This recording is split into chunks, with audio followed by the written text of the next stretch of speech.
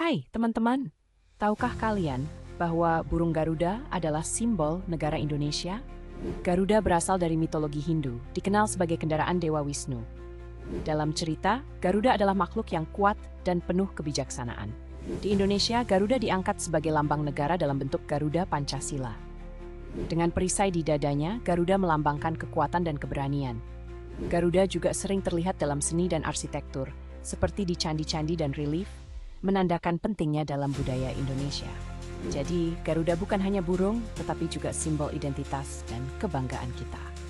Jangan lupa like dan subscribe untuk fakta menarik lainnya. Sampai jumpa.